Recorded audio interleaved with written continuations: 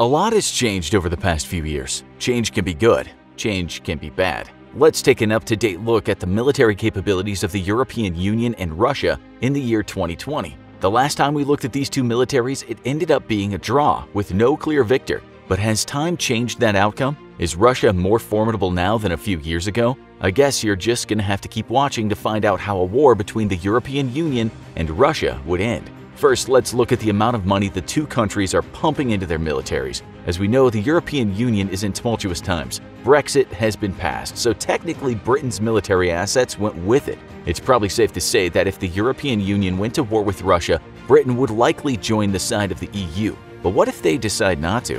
What if the United Kingdom wants to stay out of any armed conflict? For argument's sake, we will be keeping Britain and its assets out of this comparison.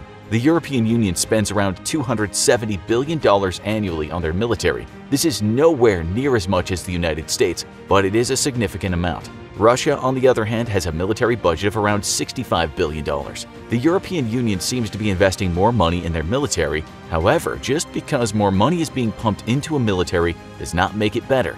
The European Union is facing the challenges that come with many different countries and cultures trying to work together under a set of laws. This can lead to inefficiency and waste. However, a unified Russia under the control of a dictator can make decisions very quickly. It can be argued that this makes things like building a military more efficient. Money aside, let's take a look at the actual capabilities of each military. We'll start with the ground forces since the European Union and Russia share a border. If a land invasion occurred, who would have the upper hand? The answer might surprise you. Currently, the European Union has over 3.8 million personnel. Only 1.5 million are active, leaving around 2.3 million soldiers in reserve. However, if war broke out between the EU and Russia, everyone would be expected to fight. Russia has around 1 million active duty personnel and 2 million in reserve, so Russia has a slightly smaller military when it comes to manpower. This isn't surprising since there are around 446 million people living in the European Union and only around 146 million living in Russia. Just in sheer numbers, the European Union has a slight advantage. But what if the full might of the Russian ground forces were to sweep across the border into Europe? What would Europe need to prepare itself for? It's been well established that Russia has the largest tank force in the world. The Russian military consists of around 12,950 tanks. This is almost double the number that the EU has. One of the most powerful Russian tanks is the T-14 Armata. This 55-ton beast has a 125mm smoothbore cannon mounted on it and carries up to 45 rounds. Its powerful engines allow the T-14 to reach a top speed of 56 miles an hour. Most of the Russian tank force is made up of older models, but the T-14 is a formidable tank.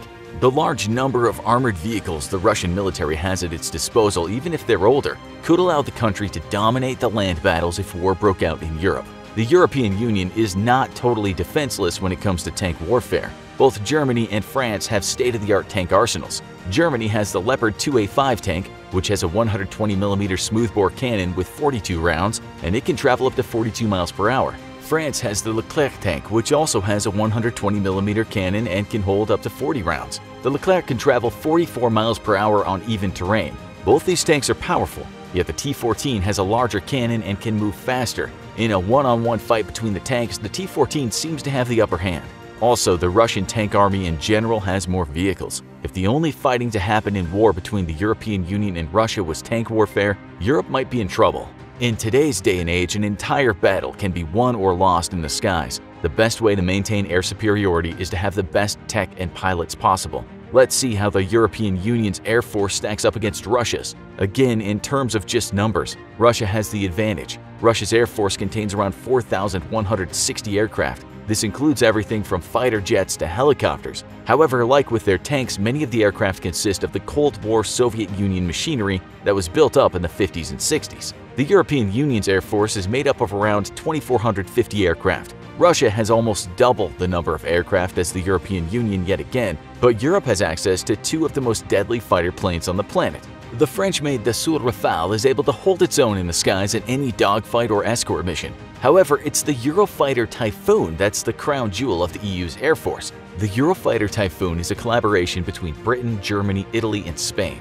It's often ranked in the top 10 of the most deadly fighter jets and is one of the European Union's greatest assets in air-to-air combat. However, Russia also has their own highly effective fighter jets. Both the Sukhoi Su-3 and the Mikoyan MiG-35 would give the Eurofighter Typhoon a run for its money. The Russian Air Force also has the Tupolev Tu-160 Blackjack at their disposal, which as far as bombers go can deliver massive amounts of damage across large distances. It's because of the large number of aircraft as well as competitive fighter jets and bombers that Russia also has a slight advantage in air combat over the European Union.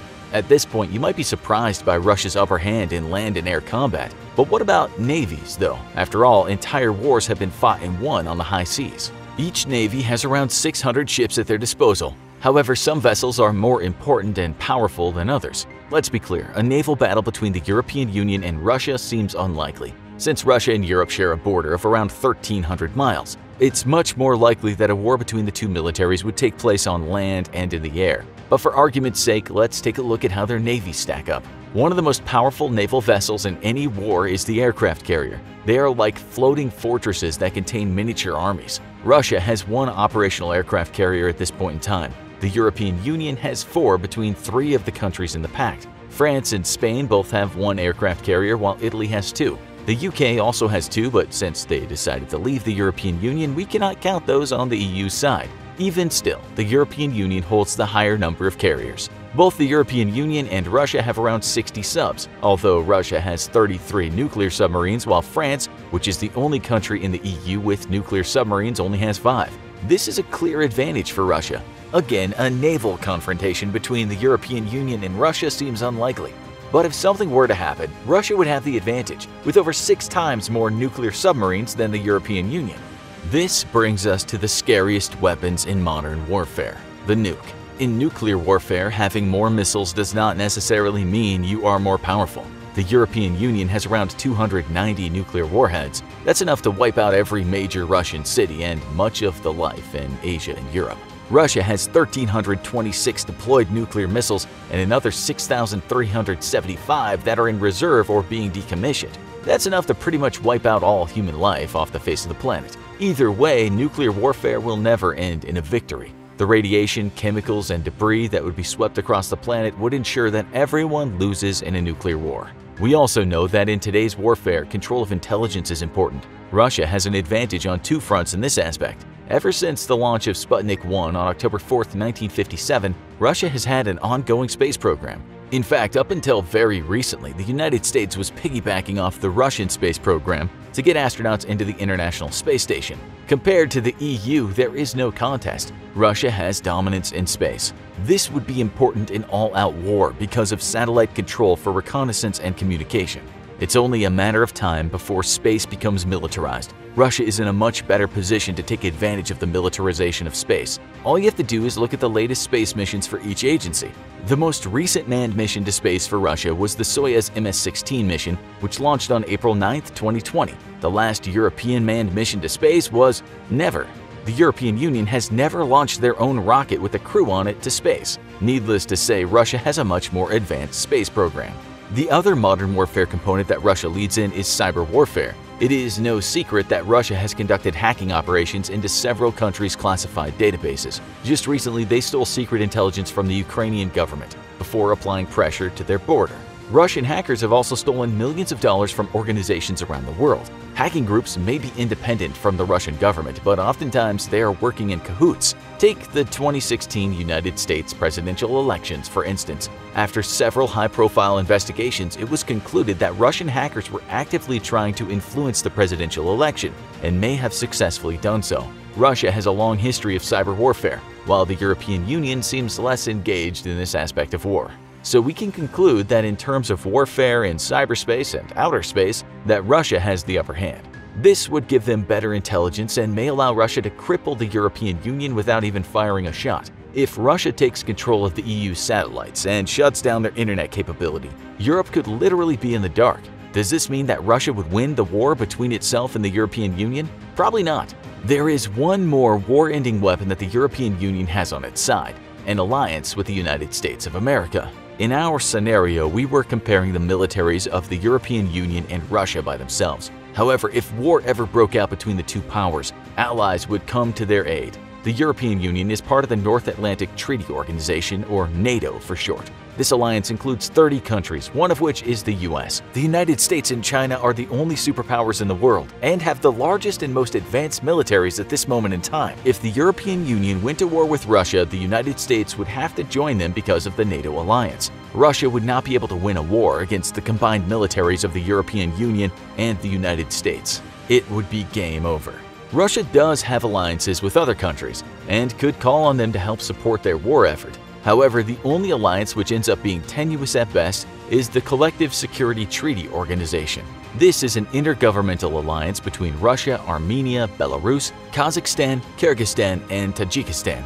Even with the support of their allies, Russia would still be no match for the combined strength of the European Union and the United States. When it comes down to it, if the European Union and Russia went head-to-head, it would be close. Russia has a slight advantage in terms of land and air forces. They also have a strong position for the future of warfare in space and online. However, since the European Union is part of NATO, if war broke out, the United States would come to their aid. In this scenario, there's no doubt that the European Union and its allies would decimate the Russian military. In a war without allies, though, Russia still reigns supreme in Europe as the top military power, and Europe could do little to defeat Russia in war.